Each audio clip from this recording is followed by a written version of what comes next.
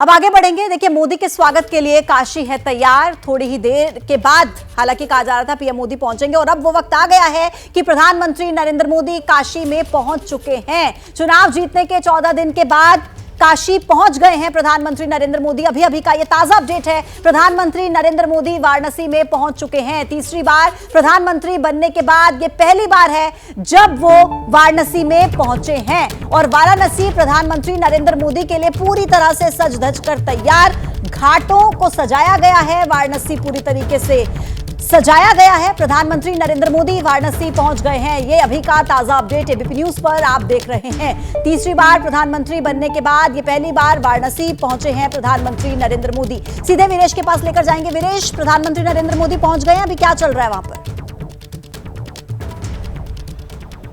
देखिए, 4:17 पर प्रधानमंत्री वाराणसी में पहुंच गए, एयरपोर्ट पर पहुंचे। उसके बाद से मेहंदीगंज के लिए वो रवाना हो गए हैं, जहां वो किसानों का सम्मान करेंगे। लगभग 9 करोड़ से ज्यादा किसानों को 20,000 करोड़ से ज्यादा की सम्मान राशि दी जाएगी। और ऐसे में प्रधानमंत्री गंगा आरती में भी जाएंगे और देवों के देव महादेव के दर्शन पूजन करने के लिए भी आएंगे। इस वक्त मैं बाबा विश्वनाथ कॉरिडोर में खुद खड़ा हूं और यहां की सजावट और साज सज्जा को भी दिखा सकता हूं, क्योंकि यहां पर भव्य तरीके से बाबा को सजाया गया है। और हमारे साथ जो बाबा विश्वनाथ कॉरिडोर के मुख्य कार्यपालक अधिकारी हैं विष्णु भूषण मिश्रा, वो पूरी तैयारियों का जायजा भी ले रहे हैं और वो ये बताएंगे कि प्रधानमंत्री के इस विशेष आगमन पर बाबा के दरबार में क्या क्या किया गया है। विष्णु भूषण जी, बिल्कुल, महादेव के इस दरबार में आज माननीय प्रधानमंत्री का आगमन 8 बजे आना निश्चित हुआ है।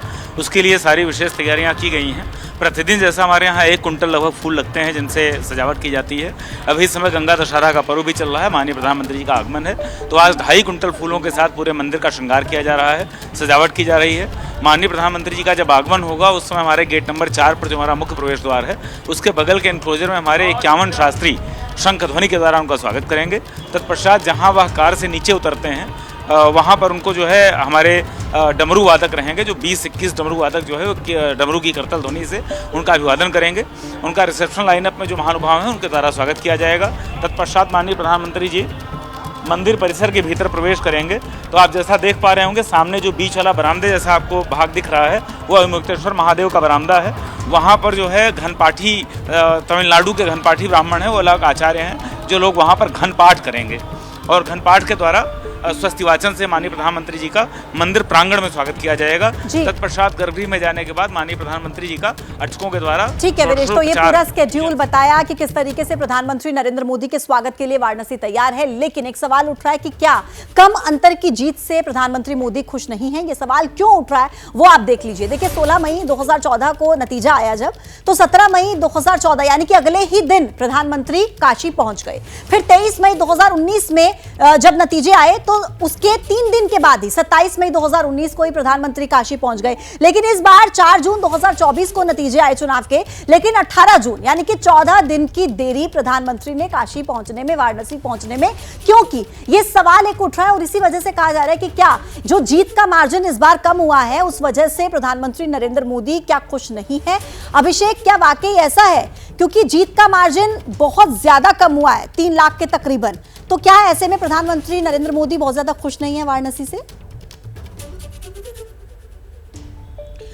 देखिए, ऐसा ही ये जो सारी बातें हैं ये स्पेकुलेशन पे आधारित चीज़ें हैं, जो कि ज़मीन पे ऐसा है नहीं। प्रधानमंत्री का कार्यक्रम तय था, उनको इटली जाना था G7 की बैठक में और उसके पहले उनको शपथ ग्रहण में जाना था, आंध्रा, उड़ीसा, ये सारे प्रोग्राम एक लाइन से तय थे। और मैं आपको बताऊं 11 तारीख को प्रधानमंत्री का बनारस आने का कार्यक्रम था और बाकायदा जो बरेका गेस्ट हाउस है अभी जहाँ बनारस में वीरेश हैं वहाँ पर एडवांस टीमें SPG की पहुँच चुकी थी, ये सब चीज़ें थी।